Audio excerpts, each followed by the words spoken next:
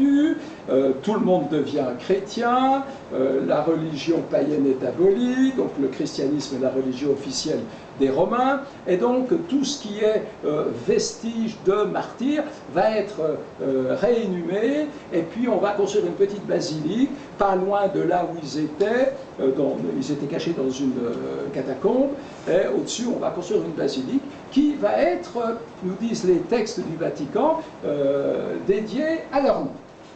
Donc la basilique Saint-Abdon et Sémène, une petite basilique dans un cimetière d'un quartier X. Et puis, petit à petit, les choses avancent, on arrive au 7e, 8e siècle, un pape prend peur parce qu'il y a des guerres en Italie, que dans les conflits, les reliques qui sont exposées à l'extérieur de l'enceinte de Rome soient menacées, on rapatrie toutes les reliques à l'intérieur de l'enceinte de Rome, on reconstruit une autre basilique, y compris pour nos deux gaillards, chaque fois avec des fresques qui ont été décrites par des visiteurs au XVIe siècle, au XVIIe siècle.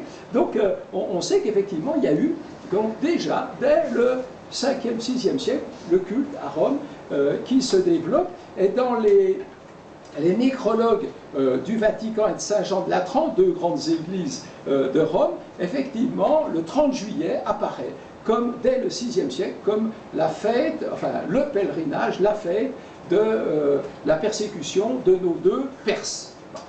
Et puis, on arrive vers l'an 1000, et du côté de la Catalogne, on a un politique, le comte de Catalogne, avec un religieux, l'abbé d'une petite abbaye qui est en train de naître là, qui font le voyage à Rome, et ils vont chercher, pour une raison de marketing, des reliques.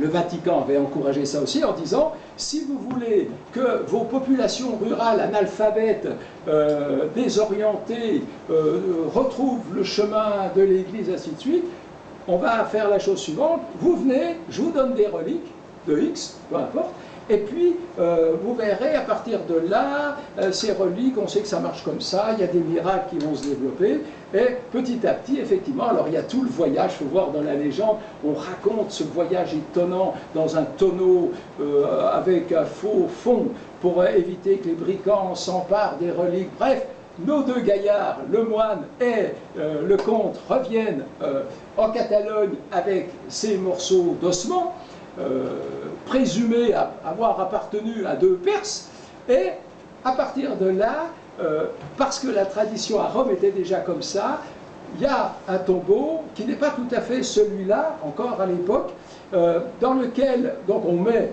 les ossements que le pape a bien voulu donner, donc une partie des ossements, parce qu'on va en retrouver partout des ossements, hein. Mais donc on va donner 3-4 ossements, et à partir de là, les miracles qui s'étaient produits à Rome se reproduisent ici, avec cette fameuse eau qui soigne, partant de sécheresse, par n'importe quel temps, il y a toujours de l'eau qui coule de ce sarcophage, c'est quand même étonnant, et donc les gens un peu incrédules de la région, quand ils ont un problème, ils viennent, et puis, bon, il y en a dans le choc, hein, affectif, je ne sais quoi, évidemment, ils sont guéris, donc les miracles se développent, et à partir de là, hop, ça y est, ça va partir d'Arles-sur-Tech, cette petite abbaye, puis ça va essaimer dans l'Espagne, le sud de la France, puis l'Alsace, un peu la Suisse, et ça va jusqu'en Normandie, ainsi de suite. Bon, ça, c'est voilà, la légende telle qu'on peut le lire dans la plupart des textes. Alors, qu'est-ce qu'il a pu se passer exactement? Pourquoi d'abord? D'où venaient-ils, ces deux personnages? Ont-ils existé? Et s'ils ont existé, étaient-ils perses? Venaient-ils de cette région-là, de l'ancien empire sassanide, prisonniers? Comment se sont-ils retrouvés à Rome? Pourquoi ça se passe en Catalogne après? Et pourquoi leur culte se développe dans certaines régions, mais pas partout? Voilà. Alors je vais essayer de vous dire, il me reste à peu près un quart d'heure sans vous discuter après, vous verrez, c'est assez simple. Alors d'abord, aujourd'hui, au regard des recherches, bon, rien ne peut vous dire si véritablement les deux personnages venaient de cette région de Mésopotamie appartenant à l'Empire sassanide. dans la légende, il y a des choses qui ne vont pas. Parce qu'on a mélangé des personnages qui, dans la légende, sont ensemble, mais qui n'ont pas pu se connaître parce qu'ils ne vivaient pas au même moment. Donc, il y a déjà, on voit bien, on a brodé sur un certain nombre de faits. Donc, à partir de là, on se dit, bon, ah, zut, alors les personnages là qui disent, mais non, celui-là, l'empereur, il n'est jamais allé là-bas, donc il n'a pas pu ramener Abdon et Sénène pour son triomphe. Et puis le préfet de Rome qui cite, ah mais attends, c'est 100 ans après, qu'est-ce que c'est que ça? Donc, néanmoins, pour qu'on retrouve leur culte dans les livres, je vous ai dit, les nécrologues du Vatican et de Saint-Jean de Latran, bon, il y a eu quelque chose. Alors, il y a eu des autopsies faites au XIXe siècle sur les ossements qui restaient dans cette fameuse basilique qui avait été reconstruite quand on a rapatrié les ossements à l'intérieur de Rome. Et on a vu que l'un des deux, dans les ossements notamment du crâne, il y en a un qui pouvait avoir 35 ans, mais qui avait reçu un choc, et ce choc pouvait très bien venir d'une espèce de fouet sur lequel qui était garni de boules de plomb et avec lequel on torturait les gens.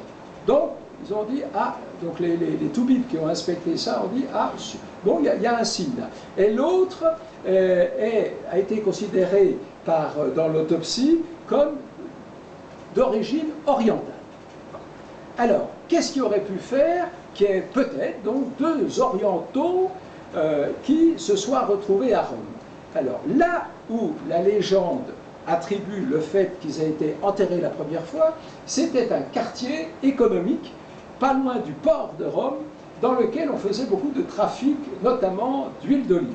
Et on sait, par les écrits de l'administration romaine, que beaucoup de travailleurs d'origine orientale travaillaient dans les entrepôts. Donc c'est possible que des personnes d'origine orientale, pourquoi pas perse, ouvrières converties au christianisme, aient pu être effectivement, mais elles ne seraient pas vues de Perses, au moment de leur capture, mais capturées à Rome pour être persécutées. Après, bon, le culte part, se développe, et alors pourquoi la Catalogne? Alors, la Catalogne,